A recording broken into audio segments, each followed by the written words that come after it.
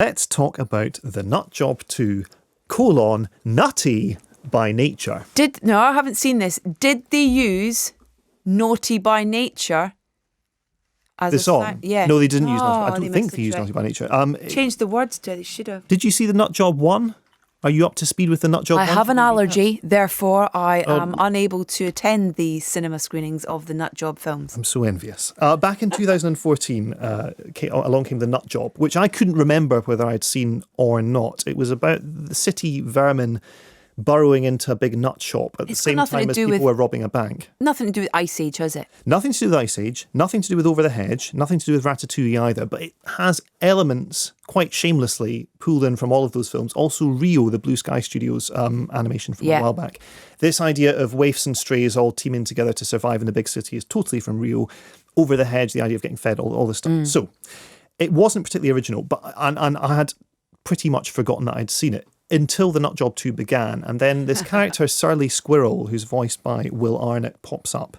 And it all came flooding back. Surly Squirrel is one of the least, setting aside the Emoji Movie, is one of the least appealing animated characters I can ever remember seeing. He's this kind of purpley brown squirrel who lives up to his name in the most kind of inexplicable way possible, because why on earth you would want to lead a children's movie with a surly squirrel? I don't know, but there he is anyway. This film begins by blowing up the nut shop that they set up home in at the end of the last one, and brings in a completely new plot where the mayor of the town wants to bulldoze the park in which all of these animals live and set up a money-spinning fairground to enrich himself. So the animals all have to team together to chase away the developers who are trying to improve this site, and also the attentions of the mayor's daughter, Heather, who likes to think of herself as a bit of an animal lover. And here's a clip of her trying to do that. Who wants to eat today? Oh, come on. She's gonna feed us. I make it a rule to never take food from psychos. But I'm starving. Frankie, sit! Stand on your hind legs! Stand on one foot! What are you, a circus dog? I could be. You got a thing for circus dogs? Play dead!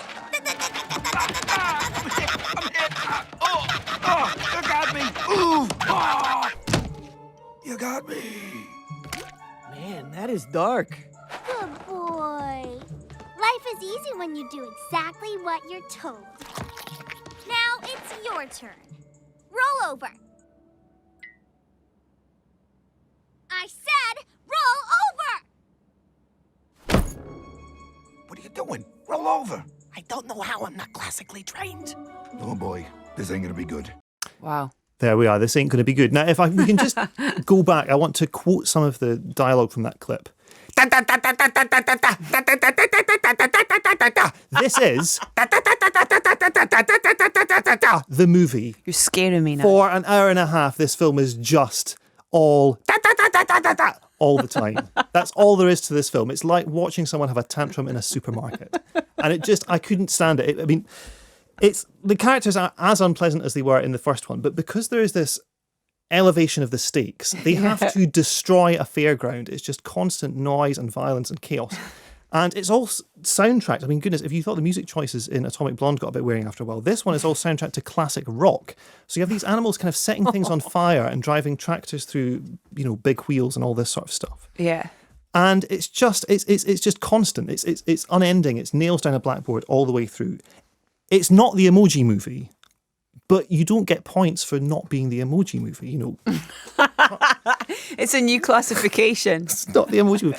Carpal Tunnel Syndrome is not the Emoji Movie. Ideally, you can live without it. It's very, very unpleasant. And the thing is, when you have this character, Heather, who's voiced by Isabella Monet, who was in the recent Transformers film, the design brief was probably Angelica Pickles from Rugrats. The kind of annoying older sister who is kind of deliciously irritating to be around.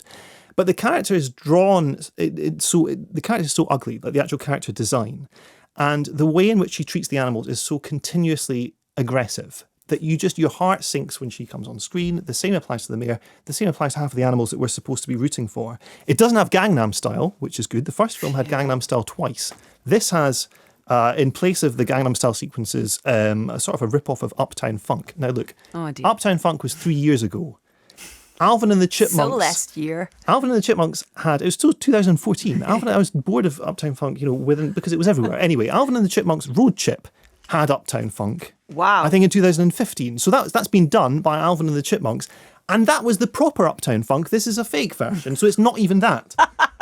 I love how annoyed you Very, are very by this irritating. film. There's a kind of interesting performance in it from Jackie Chan as this kung fu mouse who helps save the day. And what's interesting about it is nothing that's in the film, but over the end credits, you see Jackie Chan in the voice booth, and he is animated, and he is funny, and he is delightful. I would have rather watched Jackie Chan's voice booth footage for 90 minutes than have watched the Nutjob 2: Nutty by Nature.